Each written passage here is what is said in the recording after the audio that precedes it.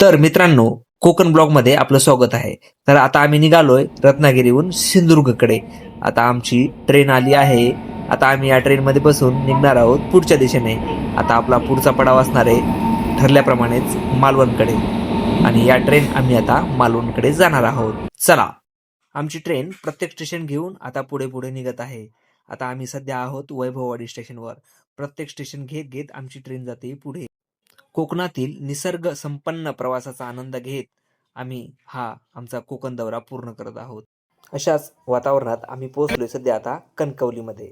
Kankavli railway स्टेशनवर अतिशय सुंदर आणि स्वच्छ दिसणारं कणकवली रेल्वे स्टेशन पाहून आम्हाला अत्यंत आनंद झालाय. रेल्वे स्टेशनवरून आमचं लटांबर घेऊन आता आम्ही निघालोय बस स्थानकाकडे. कणकवली बस स्थानकावरून आम्हाला मालवणसाठी बस लागणार आहे. त्यामुळे आता आम्ही बसची वाट बघतोय. 7:15 आम्हाला बस लागेल असं आम्हाला तिथल्या प्रशासनाकडून कळवलंय.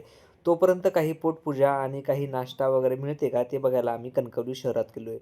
कणकवली बसस्थानकालाच लागून एक चहाची दुकान होती. तिथे छानपैकी चहा घेतला आणि काही थंड प्यायलोय.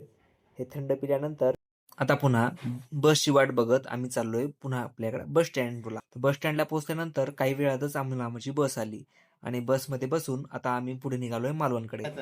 बसमध्येच आम्हाला एका कोकणी कुटुंबाकडे राहण्यासाठी स्टेसाठी माहिती मिळाली.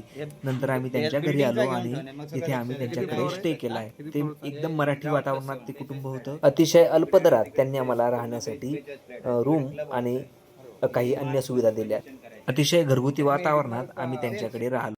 पुढे पोटा पाण्याचा प्रश्न सोडवण्यासाठी मी माझ्या दोन्ही मेव्हण्यांना घेऊन मालवण शहरात आलोय. खूप चांगलं व्हेज थाळी आणि नॉनव्हेज थाळी मिळते. तुम्हाला जेवण करायचं होतं इथेच आमचे दोन्ही मेव्हणे त्यासाठी अतोनात प्रयत्न करतायत. अंडा थाळी तिथे भेटून जाईल आपल्याला. बर इथे अंडा थाळी नाहीये. बर आपण तिथनं 6 जणांसाठी अंडा थाळी घेऊन येऊ. बर मग आम्ही या हॉटेल यशराज मधून जेवण ऑर्डर करून आम्ही सोबत जेवण घेऊन आमच्या रूमकडे निघालोय.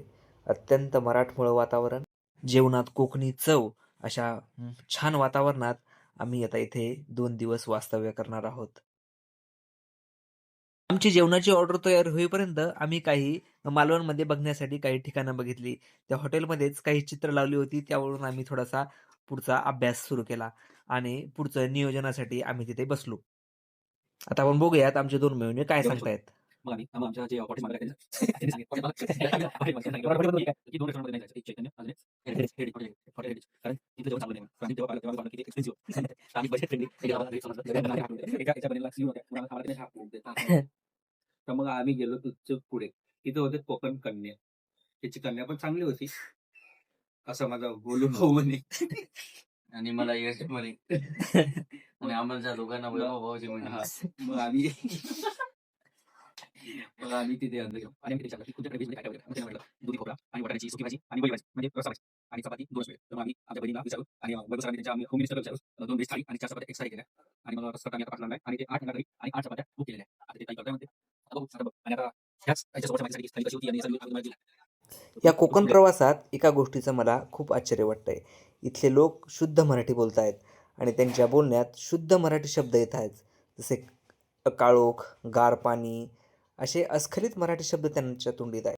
तर मित्रांनो, आपण आता उद्या जाणार आहोत सिंधुदुर्ग किल्ल्यावर. तर भेटूयात आपल्या पुढच्या व्हिडिओमध्ये. तोपर्यंत आपल्या चॅनलला सबस्क्राईब करा. धन्यवाद.